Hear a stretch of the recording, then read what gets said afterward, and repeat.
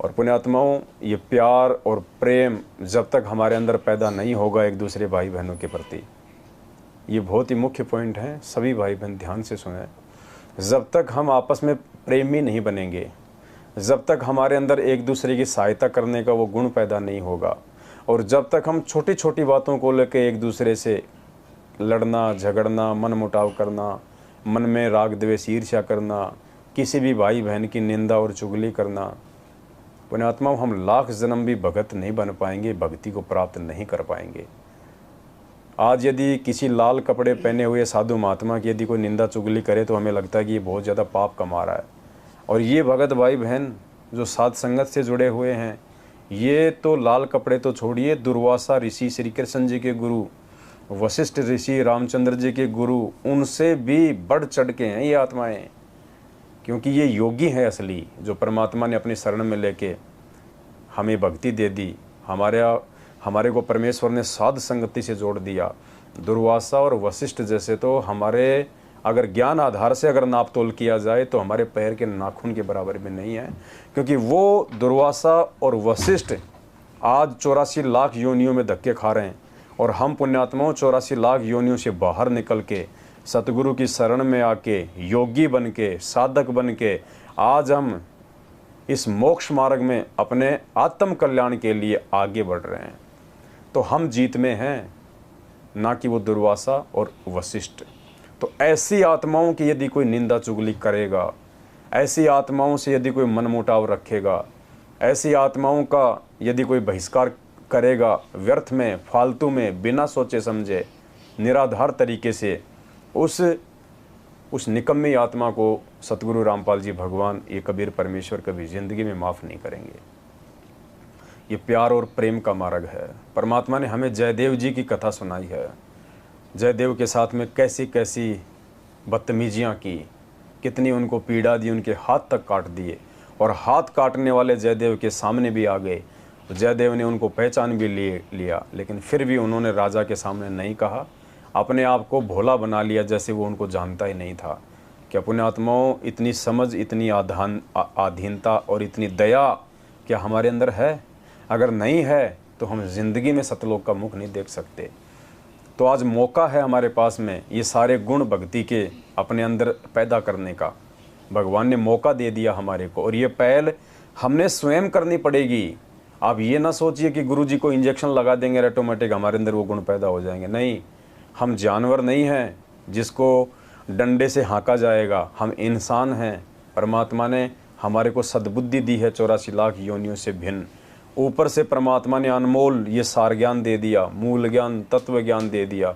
उसके बाद भी पुण्यात्माओं, यदि हम इस ज्ञान को आधार बना के अपने जीवन में भगत बनने के लिए हम परिवर्तन नहीं लेके आएंगे तो धिक्कार है हमारे ऊपर, ये जन्म हमारा बर्बाद हो जाएगा। तो हम सभी भाई बहन प्रयास करेंगे, हम में से संपूर्ण कोई नहीं है, लेकिन संपूर्ण बनने की दिशा में आगे हमारे को बढ़ना पड़ेगा। और परमात्मा उसी बात का इंतज़ार कर रहे हैं हिसार जेल में बैठ के। अगर हम भगत होते वास्तव में, हमारे अंदर ये ज्ञान लेके ये गुण विकसित हो जाते 27 वर्षों से, पुण्यात्माओं, भगवान को जेल में जाके बैठने की आवश्यकता नहीं थी। आज 7 साल से परमात्मा को जेल में वो कष्ट उठाने की आवश्यकता नहीं थी। हमारे गुरुदेव के दुखों का कारण हम भगत हैं, हम भगत, वरना परमात्मा पे कोई कर्म लागू नहीं होता। हमारे लिए, हम नीचों के लिए, हम नीचों की आंखें खोलने के लिए कि मेरे रहते सहते ये मुझे नहीं पहचान पाए, अपने आप में परिवर्तन नहीं कर पाए, हो सकता है मेरे से दूर होके इनको थोड़ा सा झटका लगे और ये भगत बनने की दिशा में आगे बढ़ें, लेकिन हम तो उल्टा पीछे की तरफ जा रहे हैं। जो गंदे कर्म हम गुरुदेव के रहते सहते नहीं करते थे, राजनीति, आरक्षणबाजी, रक्तदान, देहदान, पुण्यात्माओं, वो कुकर्म इस काल भगवान ने गुरुदेव के कलयुगी परिवार को निमित्त बना के उनके जेल जाने के बाद भी हमसे करवा दिए। यानी हम उल्टा, हम बिगड़ने की दिशा में आगे बढ़ रहे हैं। तो बताइए क्या होगा और कैसे होगा? तो पुण्यात्माओं, उस लाखों की भीड़ में से परमात्मा ने अपने हीरे मोतीलाल को छांट के साध संगतियों से जोड़ा है, और साध संगत से जुड़े हुए भाई बहनों के आचार, विचार, व्यवहार, उनके चरित्र, बोलचाल, रहन सहन को यदि आप उस 90% मैनेजमेंट के पीछे आंख बंद के चल रही संगत से तुलना करेंगे आपको पुण्यात्माओं रात दिन का अंतर दिखाई देगा। हम अपने गुरुदेव की तरह मार खाने में विश्वास करते हैं, मारते नहीं हैं।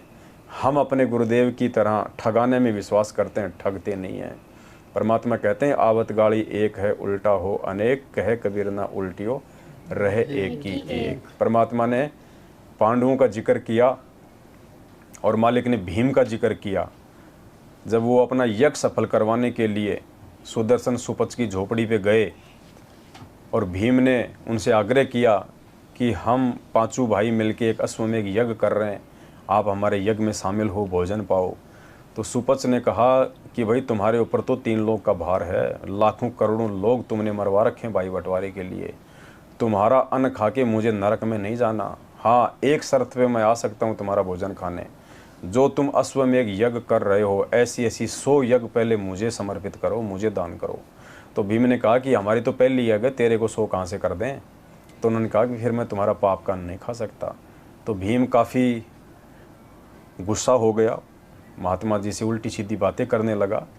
आके उन्होंने श्री कृष्ण जी से ये बातें बताई। तो श्री कृष्ण ने कहा, मतलब पूज्य गुरुदेव जी ने अपने शब्दों में कहा कि भीम ये भगत के लक्षण नहीं होते हैं। गुरुदेव ने कहा कि भीम जो है मोटी बुद्धि का था, ये संत और भक्तों के लक्षण नहीं होते किसी को उल्टा सीधा बोलना, किसी को गाली गलौज करना, किसी को मारने काटने की धमकी देना। तो परमात्मा ने भीम को क्या कहा, मोटी बुद्धि का। और पुण्यात्माओं, हम सतगुरु रामपाल जी भगवान की शरण में आके और हमारे सत्सेवक भाई बहनों के साथ हम भगत होके मारपीट कर रहे हैं, गाली गलौज कर रहे हैं। पुण्यात्माओं, परमात्मा हमें कौन सी संज्ञा मिलेगा जब भीम को, जिसने खाली 2 वचन ही बोले थे, उसको उल्टे गाली भी नहीं दी थी, खाली इतना ही कहा था कि मुझे श्री कृष्ण जी की शर्म है और मेरे बड़े भाई की शर्म है, नहीं तो मैं तेरा चूरमा बना देता आज यहाँ पे।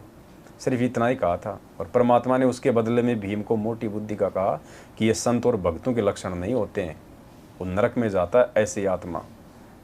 तो पुण्यात्माओं, ये तो परमात्मा की शरण में आने के बाद और फिर अपने सत्सेवक भाई बहनों को हमारे साथ में मारपीट करते हैं, माँ बहन की गालियाँ निकालते हैं। हम उसी परमात्मा के सत्संग करते हैं और उन सत्संगों में बाधा उत्पन्न करते हैं। उसी परमात्मा को हम भोग लगाते हैं जिसको आने वाले दिनों में पूरी दुनिया भोग लगाएगी। उसी परमात्मा को भोग लगाने से हमारे को डराया जाता है, धमकाया जाता है, मना किया जाता है। ये कौन सी योनि में जाएंगे पुण्यात्माओं, ये विचार करने की बातें हैं। और ऐसे लोगों के पीछे लग के आप भाई बहन कहाँ जाओगे, ये आप लोगों ने स्वयं विचार करना होगा। तो आज हम कुछ विशेष बातों के ऊपर सतगुरु रामपाल जी भगवान के आशीर्वाद से हम चर्चा करेंगे। सभी भाई बहनों ने ध्यान से सुनना है, क्योंकि धीरे धीरे हमने अपने आध्यात्मिक जीवन में, हमने अपने सामाजिक जीवन में परिवर्तन लेके आना ही पड़ेगा। यदि हम परिवर्तन नहीं लेके आए पुण्यात्माओं, हमारा जो मेहनत है ये, जब से हम सतगुरु की शरण में आए हैं और ये मानव जन्म, हमारे दोनों बर्बाद हो जाएंगे। जैसे व्यक्ति का जन्म होता है, बचपन से स्कूल जाता है, टीचर की मार खाता है, कितना दिमाग पचाता है, फिर नौकरी के लिए भटकता है, भरमता है, फिर वो परिवार वाला हो जाता है, फिर रोजी रोटी के लिए कितना दुखी होता है।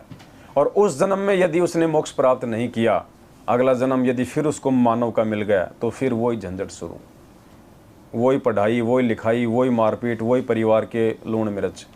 तो पुण्यात्मा, इसी प्रकार यदि इस जन्म में यदि हमने परमात्मा को प्राप्त नहीं किया, थोड़ी मेहनत करके अपने आप को भगत बना के, तो पुण्यात्मा फिर 84 लाख योनियाँ, और फिर कभी यदि हमारा सूत बैठा, मानव जन्म प्राप्त हुआ और भगवान ने शरण में लिया, तो जो पढ़ाई परमात्मा ने आज हमारे को पढ़ा दी, इस पढ़ाई को पुण्यात्मा हमने फिर से पढ़ना पड़ेगा।